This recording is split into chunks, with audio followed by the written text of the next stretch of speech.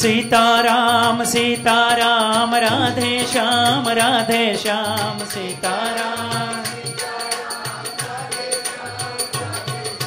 सीताराम सीताराम राधे श्याम सीताराम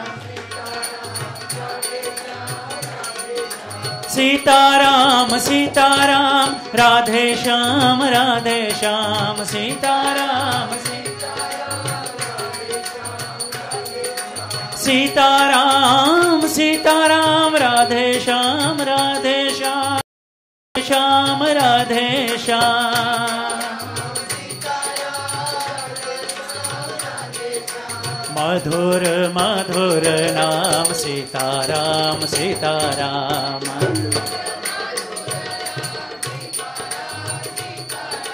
मधुर मधुर नाम Sitaram Sitaram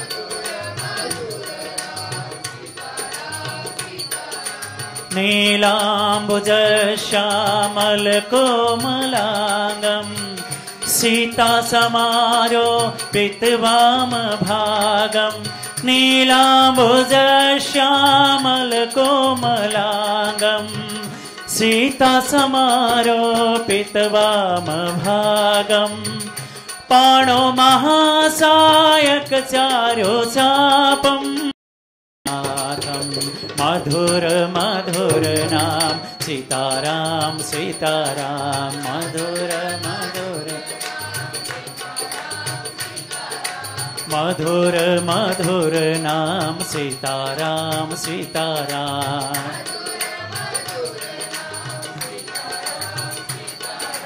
Sitaram Sitaram Radhe Shyam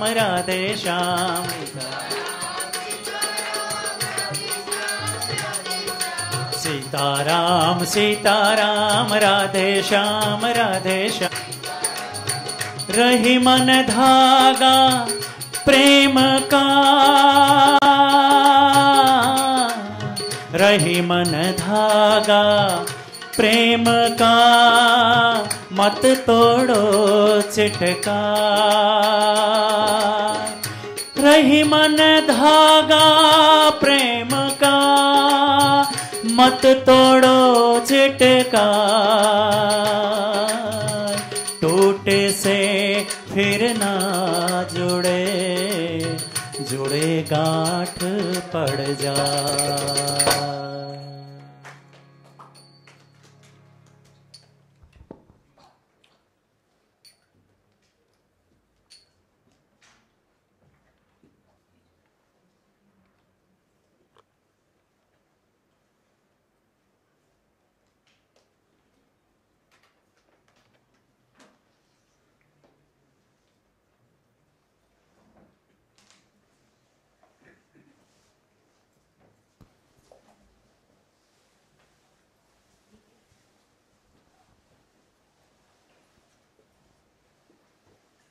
Welcome to Satsang, everyone.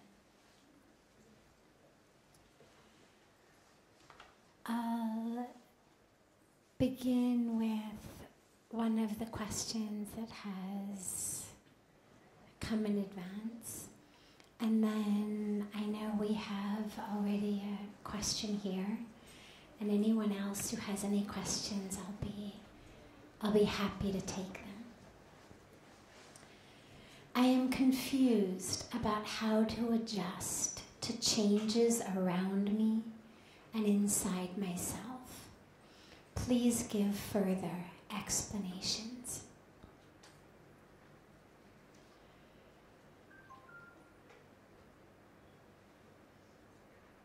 Change is the nature of the universe. All of that which is alive changes. Whether it's a river that's flowing, whether it's a tree, whether it's a flower bush, whether it's us, whether it's a cloud floating overhead, whatever it is, the nature of nature is to change. Walk into the jungles behind the ashram today, take a picture of it, come back a couple months later, it's going to look completely different. I remember the first summer that I was away, we were on about a 2.5 month Dharma Yatra. I won't go into the details of that, but in the United States and other countries, it was a pilgrimage for peace that Puja Swamiji used to lead a lot of them in different countries. And we were out for July and August and a bit of either June or September, I don't remember. But when we came back after the monsoon, I had never seen what a monsoon does to nature. And when we came back after the monsoon and drove through the back, the jungle road and up here, I felt like I had entered in my own little shop of horrors. I don't know how many of you have ever seen that, but it's a show, a famous show of basically a flower shop, I think it is, right, that comes alive. And, little small plants, how they literally become this shop of horrors.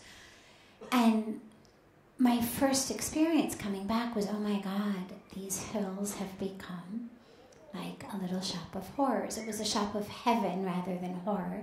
But nonetheless, everything had changed. This is the nature of nature. 2 months later, they went back to pretty much what they had looked like before. So, change is inevitable.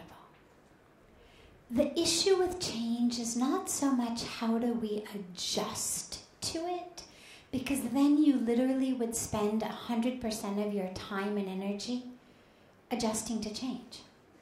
You're constantly changing. Your body is constantly changing. The world around you is constantly changing. The bodies of the people you love are constantly changing. We're all getting older. When you're young, very young, that age, you get older, it looks a different way. When you're this age and you get older, it looks a different way. But we're all aging. That change is constant. Our thought processes are changing. Our emotional state is changing. Even during the course of one day, from how you feel when you wake up in the morning, through the peaks and the valleys of the day, some highs, some lows, some challenges, some beautiful moments. Even just how your mind works is constantly changing. And so if our goal is, how do I adjust to the change? That would be pretty much all I had time to do. Would be stay on track with changes that are taking place and adjust to them. But since we clearly are put on earth for something other than adjusting to our own change, we have to look for a different solution. Obviously, the goal is not don't adjust, because then you're just miserable. Then you find that you hold very, very tightly, very tenaciously to how things used to be, how things always were. Whether it was in your body, in your life, in your relationships, or whether it's culturally. This comes up a lot, particularly in the Indian culture. I can't tell you how many parents in their, anywhere ranging from 50s to 60s, come to me asking what to do with their kids who are now in their, maybe 20s, 30, early 30s, because their children are not wanting to live lives the way that they did. They're not wanting to marry on time. They're not wanting to live in the family house. They're not wanting to, follow what the family has always done. They're not having children. They're, all of these aspects. The parents come and say to us, could you talk some sense into them? I don't know what is wrong, By the time, he or she decides they're ready for marriage, it'll be too late. And of course, parents worry, as though somehow there were a critical window. But the culture is like that. In just a generation, really 2 generations, but even in just 1 generation, this culture is changing drastically. And it's especially drastic when you look at it abroad. You have people who were born and raised in India, move abroad for higher studies or to get a job after completing their education. Now their children are born and raised abroad. In 1 generation, you have this change. And so either we hold tenaciously to it, well, that's the way I've always done it, that's the way my parents did it, that's the way my grandparents did it, that's the way everyone I've ever known has done it, therefore it's right, and therefore you are wrong, and so I'm going to lock you in your room for the next 20 years, or I'm going to, force you to live the life that I think you should live. With well intentions, of course, good intentions, of course. But really what that's about is just holding on with a death grip, really, to how things have always been. It's no change. And so clearly that's not the answer. Khalil Gibran has a beautiful poem in which he says something like, I always have to mention I'm paraphrasing because his words are so beautiful and my paraphrasing doesn't really do justice to them. But he has a line in one of his poems that says something like, the winds of time move only forward. That time never goes back. You can never rewind and say, I know, we're gonna go back to what life was like before we had smartphones. We're going to go back to what life was like before there was social media. Some of us would like to, but you can't.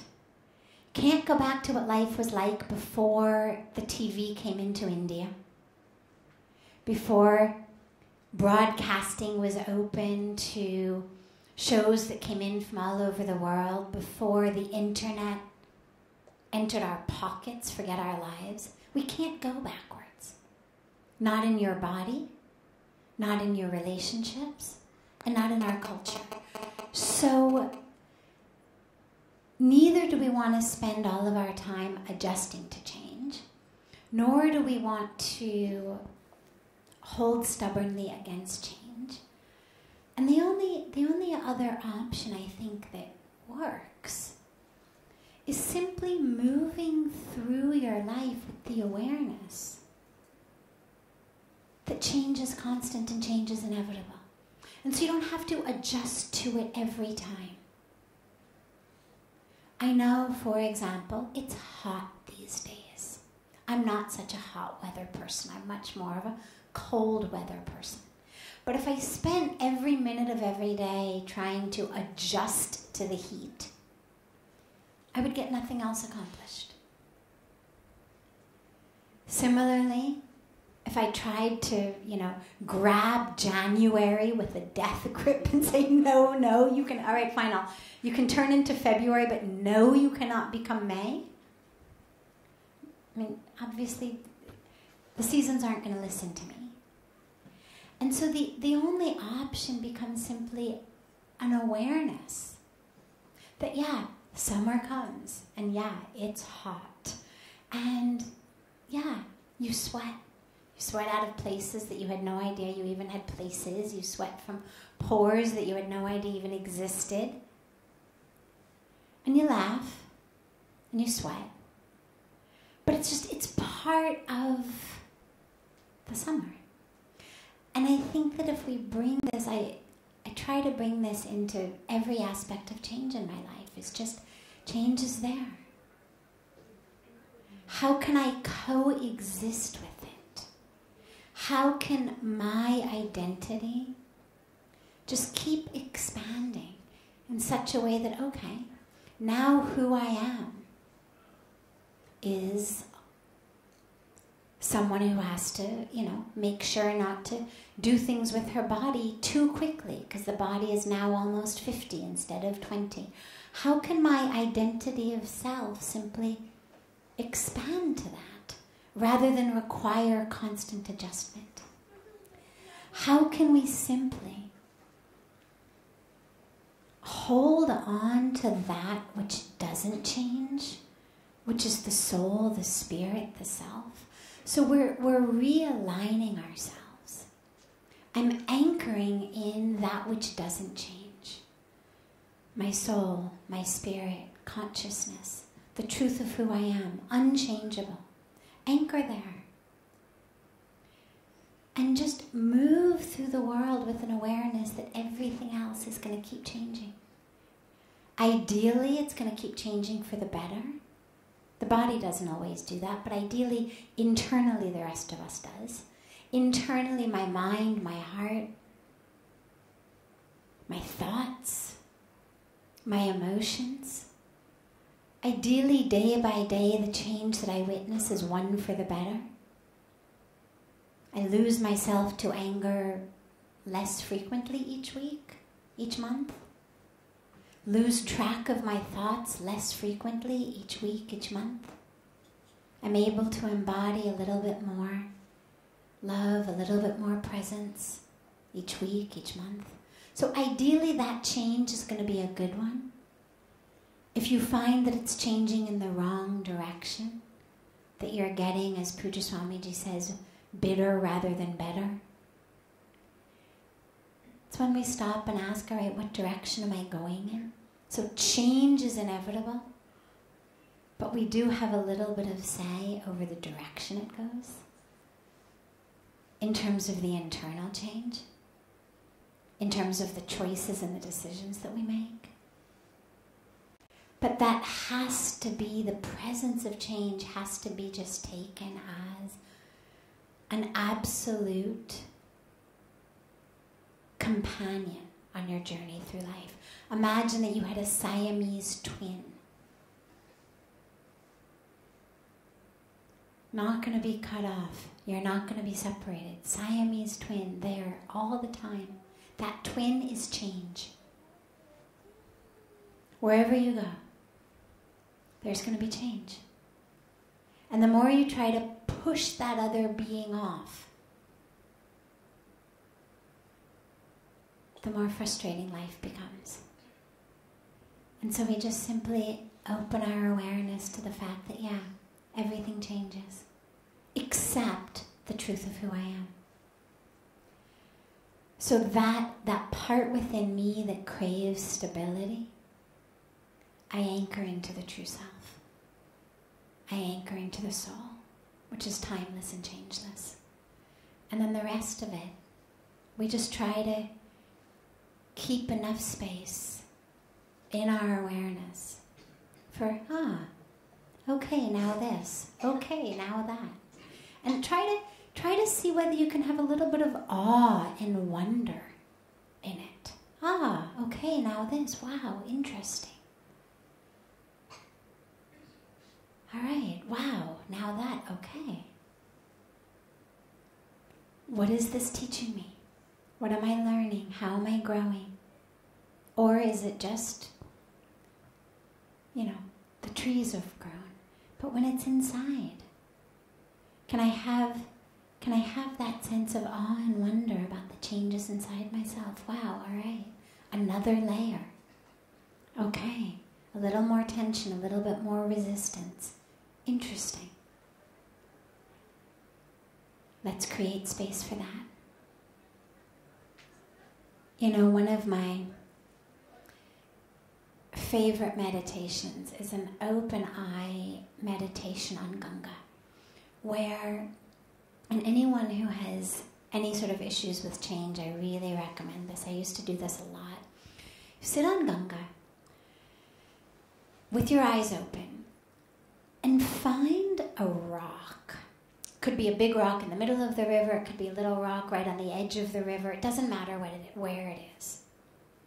But find a rock over which the water is flowing. but you can still see, but the water is flowing over it. And anchor your visual awareness, your meditative awareness, onto that rock where Ganga is flowing. And just allow the eyes to kind of blur as they do in meditation, but stay right there. And the reason it's so powerful is what you are seeing is constant, it doesn't change. Rock with Ganga. You can keep meditating, keep watching, it doesn't change. It's constant. And yet, because of the nature of the flow of the river, it's in a constant state of change. Even for a split second, it's not the same. Because the water that's running over the rocks is new water every split second. So the essence of the image is the same, water over rock. But the actual reality of the image is constantly changing. And what I learned from doing that was an ability, a habit, to anchor myself in essence rather than form, as much as possible. So the essence of what you're seeing is water on rock, Ganga over rock. Form, constantly changing. Which molecules of water, constantly changing. But if I'm anchored in essence, Ganga, then it's still and constant. So it's a very, very powerful technique to teach you deep inside how to anchor in that which is constant, even in the midst of that continual change. Yes, you had a question.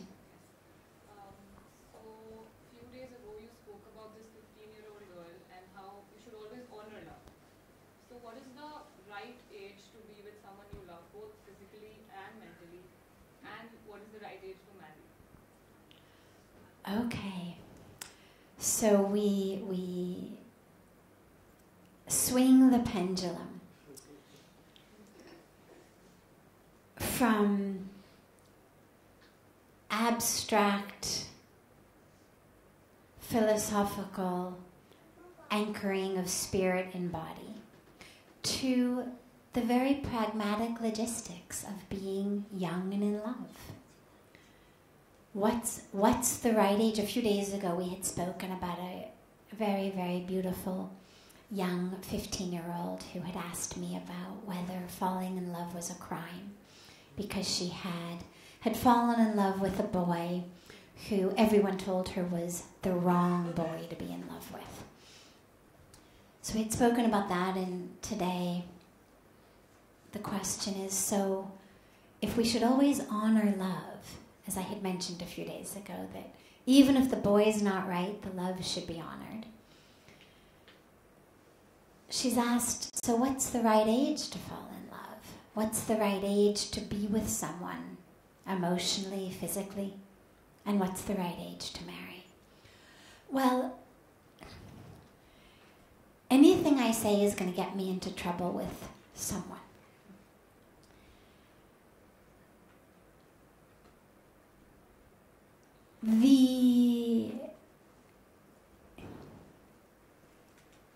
The outer expression of inner love is something that you cannot put any kind of a cookie cutter on. I cannot sit up here and say this age is the right age. You cannot even say what age is the right age to marry. What I can say, though, is that throughout evolution, there's several types of evolution that are happening simultaneously. One is cultural evolution. Societies, how societies changed. So the world that your grandmother grew up in is like black and white, night and day from the world you're growing up in, even though you're both Indian and India. Even though you might literally be living in the same city that your grandma grew up in. The world that your mom grew up in is somewhere between the two, but probably closer to your grandma's world than to your world. How old are you? 19. Okay, so your generation in this country is really and all over the world, but especially in India, is really a brand new generation.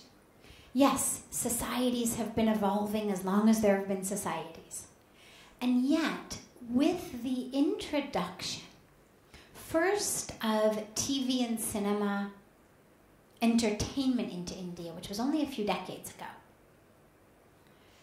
that brought in all of Western life. And then the introduction of the internet, social media, smartphones, I mean, we're talking a decade, has literally changed the world that you're living in. I do not believe that your grandmother ever wondered what the right age was to be physical with a boy. It wasn't part of her world.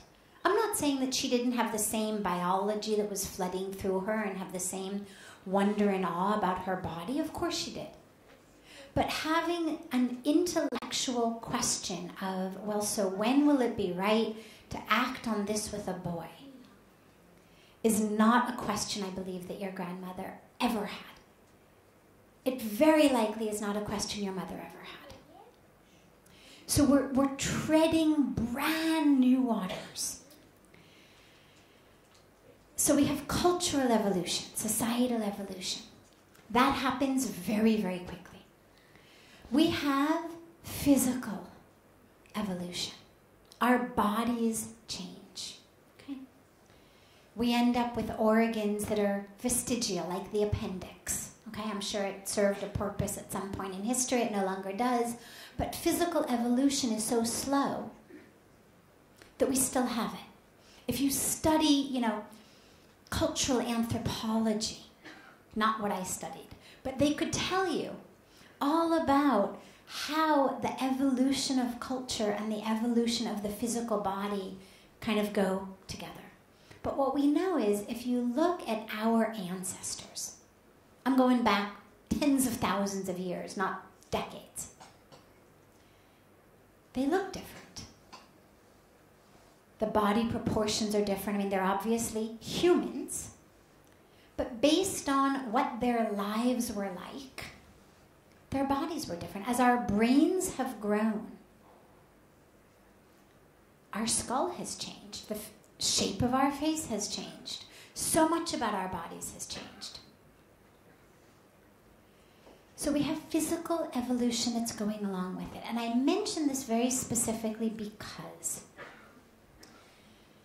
people used to die a lot earlier than they do now. Healthcare, even 100 years ago, was not what it is today. The number of babies who died in birth or in utero were huge compared to the number of babies who die today. Even going back a few generations, women used to have 9-10 children or get pregnant 9-10 times in order to have 2 or 3 kids, because of the rate of death in utero or child death. Okay? We now have got a system of pre- and postnatal care that means there's a really good chance that all of your children are going to stay alive. If you want 2 or 3 kids, chances are if you get pregnant 2 or 3 times, you're going to have 2 or 3 kids. You don't have to plan to be pregnant 10 times to have 2 or 3 kids. So we used to have, not very long in the past, much shorter lives and much higher rates of death of children. What that meant was that girls used to get pregnant, needed to get pregnant, a lot earlier. They had to get started. If you were going to have 9 or 10 kids and you were going to die by 40, well, you're already running late. Yeah, you're already several years behind. You've got catch up to do. 19 already, my God. this was how the culture worked with the physical constraints. We no longer have life expectancy of 40. We no longer have child mortality rates that they were. We also now have science that keeps, women fertile much, much longer than they used to. I can't tell you how many friends I have who didn't even start to think about having children until they were 35. And who all now, or most of them, have children. It's not as easy as when you're 25, but modern science has made it possible, which has changed a lot of what culture looks like. People are going to school, getting advanced degrees, wanting to, explore the world with what's happened with travel. You now could easily take, a year off and go and see the world. And this is what a lot of people are wanting to do. I mention all of this because the biological hormones in the body that say sex, sex, sex, sex, sex from the time that you start menstruating are there for a reason. They're there because in the biology of your body, it hasn't caught up to our cultural evolution. Physical evolution is very slow. Hundreds of thousands of years, millions of years for physical changes to take place. And cultural evolution, every generation. So you've got a body that still thinks you're going to die at 40 and that you've got to be pregnant 10, 15 times. And so from the minute that we start menstruating and become fertile, these hormones that are making you menstruate, that are sending, creating eggs, sending them down your tubes, are saying, sex, sex, sex, gotta fertilize the egg, right? I've got to get pregnant, gotta have a kid. That biology has no idea about your plans for medical school. It has no idea about all the things that you may want to do before you get married and settle down. It has no idea about what modern science has done. It has no idea about the fact that you only want 1 or 2 kids anyway. It has no idea about any of that. All it knows is hormones. And so the thoughts in your mind of how much longer do I have to wait for God's sakes are very normal and natural. And you should never, ever, ever feel guilty or impure or bad or wrong for having those feelings. This is biology flooding your body. But we're also not slaves to our biology. We have minds. We have intelligence. We have the ability to plan. That says, hey, wait, I'm still in school. I'm not ready to get pregnant yet. Even if I'm ready to get married, I'm certainly not ready to get pregnant. I've got to finish my education. And I'm only 19. I've got gobs of years ahead of me. And I haven't actually found somebody who feels right. And I am only 19. And so the thoughts are able to do that and to help you plan. To realize that there's no rush. Even though our culture may have said, get married young because we have high infant mortality rates. Well, not so much anymore. The culture simply because it was the thing to do. Because girls maybe a few generations ago weren't becoming doctors and getting advanced degrees and, doing all of that. Well, okay. Get married, have babies, why not? This is your dharma. Also because so frequently before a lot of modern technology came in, there was so much to do around the house. I mean, there still is, even with technology, but prior to technology, there was so much more. The mothers needed help. They needed their sons to get married, so there would be someone who could come and help. They needed a wife, a daughter-in-law, to help them out as they aged. But culture is changing very, very quickly. These factors are not so much factors anymore. And this is why there's no cookie-cutter answer. What I would say is, first and foremost, finish your studies first. The biology of sex and the emotional state that goes along with that is very, very difficult to have running simultaneous to intense exams and studies.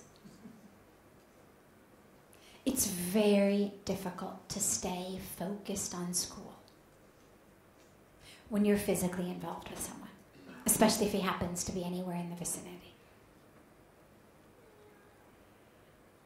As long as you're in school, let that be your focus. This is why, according to Indian tradition, we have 4 ashrams of life. Brahmacharya ashram, the first 25 years. So your years to study.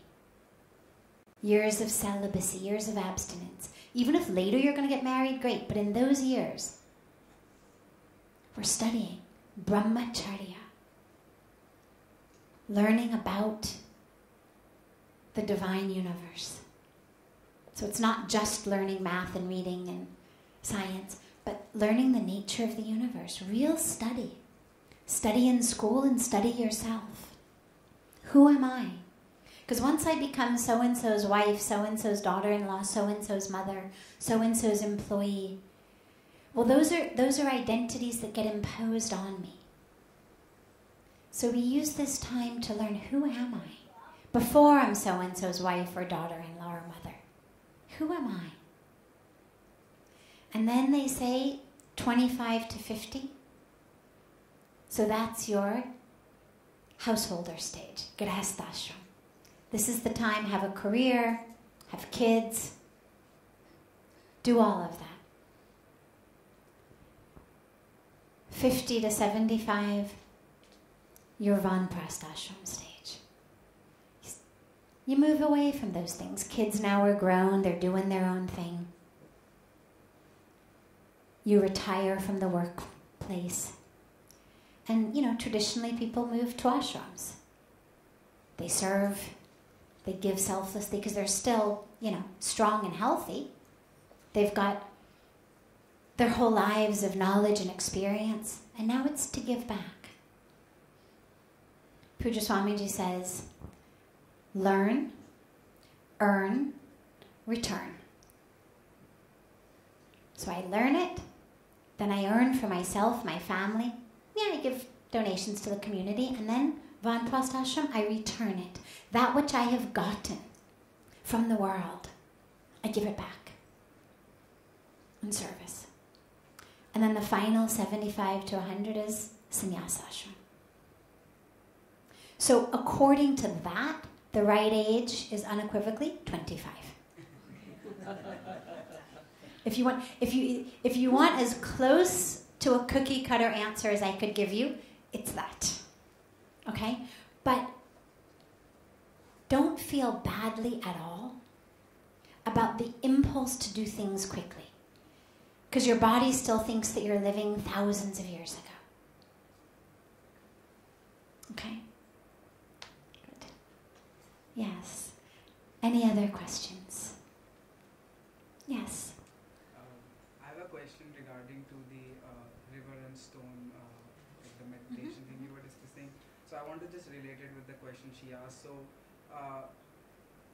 if I see it this way, that if that stone had a temptation to flow away with the river and to flow away with the tide which is coming, then that stone might be, washed away, and that stone might, go somewhere else, and that path will be decided by the river, and the stone loses its significance. So in this wave of change, what should be the mechanism to make sure that you are strongly rooted in the sense that you adapt that, but you don't flow with it? Yeah, good question. Okay. So he said, for those of you who didn't hear in the back, he said, in my analogy of the meditation with the stone and the river, he said, so the stone is constant. Well, what if the stone flowed away with the river? What if the stone let go and wanted to move with the river? So he said, how do we stay grounded? Well, first of all, I just want to clarify. That which stays the same in that meditation, it's not the stone itself. It's for the period of the meditation. The vision in front of my eyes, that which I'm seeing, is constant. The essence of that vision is constant. It's Ganga flowing over a stream. I don't mean that it's always going to be constant like that. Monsoon comes, can't see the stone anymore, even if it is there. Vision is entirely different. Water level drops. Now there's no water over the stone. It's changed in a different way. But for the period of that meditation, the essence of the vision is water over stone. It's not that it would never change. But in our life, the essence is unchangeable. And so the essence can't be carried away by the river. Your soul, your spirit, who you really are, cannot be carried away by the winds of time. That's not something you have to worry about. Soul's not going anywhere. What goes somewhere is my attention and focus. So instead of being focused on that which is unchanging, my soul, my spirit, I focus on that which changes, my identity, whether it's my physical identity, the body, whether it's my identity in the world, my career, how much I'm making, how I compare to people around me, whether I'm focusing on my relationship identity, my relations with other people. That's constantly changing.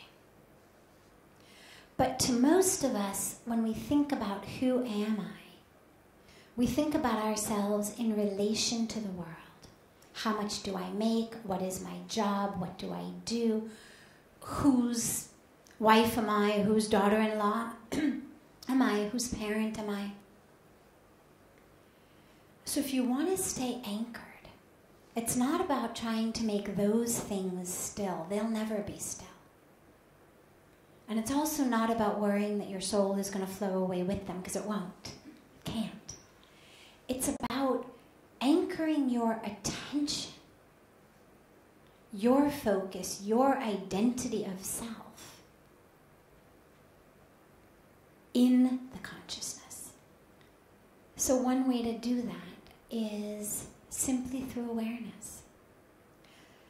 Become aware of all of the different identities you wear, all the different roles you play. It's your job. It's your culture, it's your religion, it's what you look like, it's your relationships. And so become aware of those. And then exaggerate it a bit in your mind. So for example, let's say you are a CEO at your job. Okay? Well, you've got to do your job. Every morning, before you go to work, when you're putting on your clothes, envision.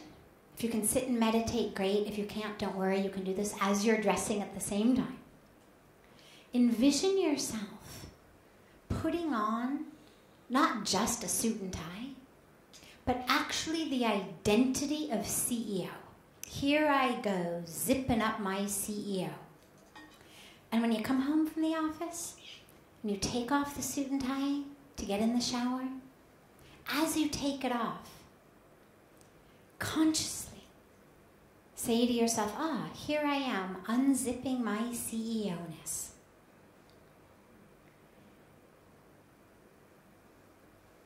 when you are going or you're entering the house, say from the office,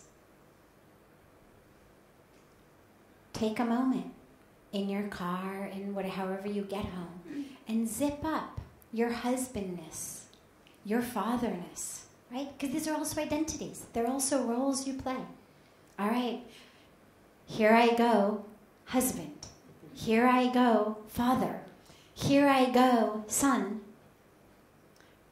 Before you enter the door of the house, just imagine you're an actor, you're on stage. Okay? Act 1, he's CEO. Act 2, he's the husband. Act 3, he's the father. Act 4, he's all three of them. How quickly can he change costumes? So that when you enter the house, but remember, you got to do it with feeling. Every one of us, this is what Lord Krishna emphasizes in the Bhagavad Gita. Do your duty. And we have to do it sincerely.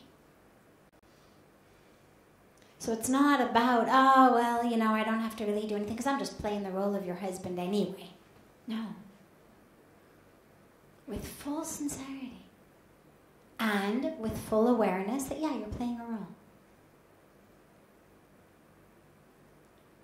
So you do that. Zip up my husbandness, zip up my fatherness, zip up my sonness. And then take it a little deeper. Try to do that for a few weeks. Get yourself really in the awareness of that. And then, when you go to bed, unzip your fatherness, unzip your husbandness, unzip all of that. Take a moment. Sit in meditation. Sit in a temple if you have one. Even if it's just sitting on your bed cross-legged for a few minutes before you sleep. Unzip it all.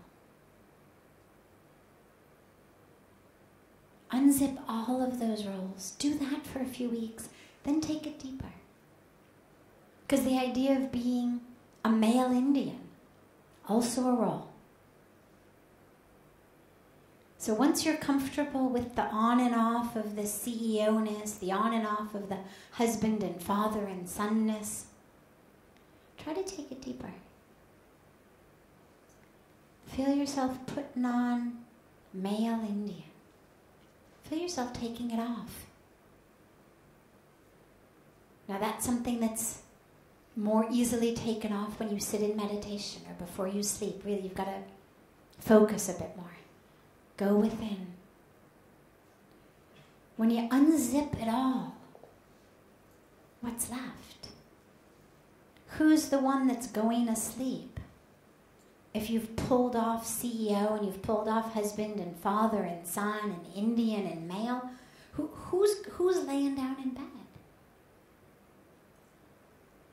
And it starts to give you a glimpse of the true unchanging self. And then try to do that as much as you can throughout your life. To just constantly stay aware of what role you're playing in every minute and every moment. And again, it doesn't mean don't play them. Play them by all means. Play them well. Play them dutifully. Play them sincerely. But play them with an awareness that you're an actor playing the role. I always say, you never, ever, ever hear. I've never heard in history of an actor who played a villain in some movie or TV show or theater performance, going home and murdering his family because he forgot. He forgot it was only a role. He forgot to leave it back at work. It never happens. Even the best actors in the world, they don't come home and murder their families because they forgot that they were only an actor playing the role of a villain. So they know, I'm the actor. They do it fantastically, but they know. They never forget. And that's what we need to learn. How to remember, I'm the one playing the roles. I'm not the role. I'm not the husband, I'm not the father, I'm not the CEO, I'm not the son, I'm not the male, I'm not the Indian. I'm not any of that. I'm the one wearing those costumes. And that's what's constant. And that doesn't go anywhere.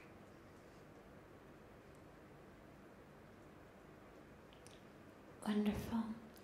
Have a beautiful, beautiful rest of your evening. And I look forward to seeing you all tomorrow.